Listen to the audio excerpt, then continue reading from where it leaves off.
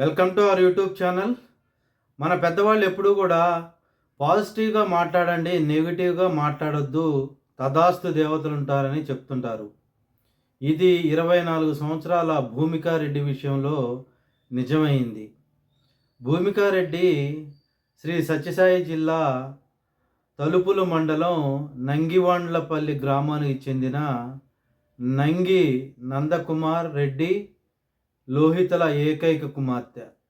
చిన్నప్పటి నుంచి చదువులో చురుగ్గాను మరియు అపరిమితమైన తెలివితేటలతో ఉంటూ నేను పెద్దయ్యాక డాక్టర్ని అవుతాను, పేదవాళ్ళకి ఉచిత వైద్యం చేస్తాను, అదేవిధంగా నేను మరణించాక నా అవయవాలు కొంతమందికైనా దానం చేసి వాళ్ళకి పునర్జన్మనిస్తానని ఎప్పుడు అంటూ ఉండేది.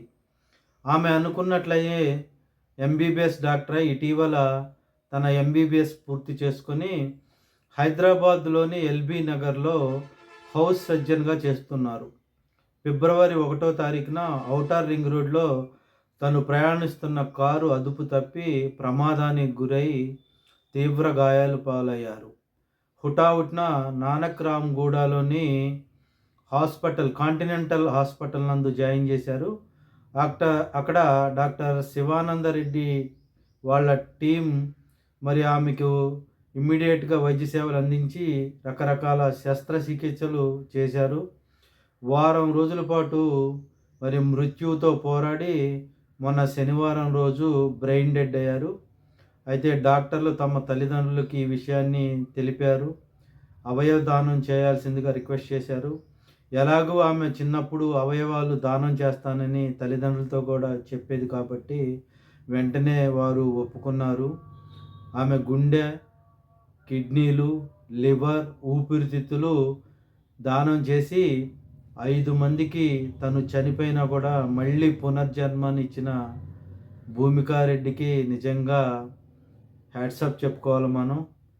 మనం చనిపోయాక కూడా కొంతమందికైనా మనం ఉపయోగపడాలని మరి తన ఆలోచనకి అది ఎంతోమందికి ఇన్స్పిరేషన్గా ఉంటుంది. ఎందుకంటే మనం చనిపోయాక తీసుకెళ్ళి మరి మట్టిలో పెట్టడమో లేదంటే కాల్చటమో జరుగుతుంది. అది ఎప్పటి నుంచో వస్తున్న ఆచారం. కాకపోతే ఇవాళ సైన్స్ డెవలప్ అయ్యింది మరియు ప్రజలు చాలా అవేర్నెస్గా ఉన్నారు. మనం చనిపోయి అనవసరంగా బూడిద పాలయ్యో మట్టి పాలయ్యో బదులు మన శరీరాన్ని, మన అవయవాల్ని అప్పజెప్తే డాక్టర్లు కొంతమందికైనా మళ్ళీ వాటిని అమర్చి కొత్త జీవితాన్ని ఇస్తారనే ఆలోచన నిజంగా గ్రేట్. మరి అవకాశం ఉన్నవాళ్ళు ఇటీవల కొన్ని హాస్పిటల్ వాళ్ళు ముందుగానే ఇలా ఇంట్రెస్ట్ ఉన్న వాళ్ళని మరి వాళ్ళతోని ఒక లెటర్ తీసుకొని మరి విల్లింగ్ లెటర్ తీసుకొని వాళ్ళ దగ్గర ఉంచుకుంటున్నారు. ఇలాంటి సంఘటనలు జరిగినప్పుడు మరికొంతమంది మరి చనిపోయే పరిస్థితుల్లో ఉన్నవారికి బ్రతికే ఆశను కల్పిస్తున్నారు. ఏదైనా కూడా డాక్టర్ భూమికారెడ్డి గారు చనిపోవటం అనేది చాలా దురదృష్టకరం. ఆమె ఆత్మకు శాంతి చేకూరాలని ఆ భగవంతుని ప్రార్థిస్తున్నాను.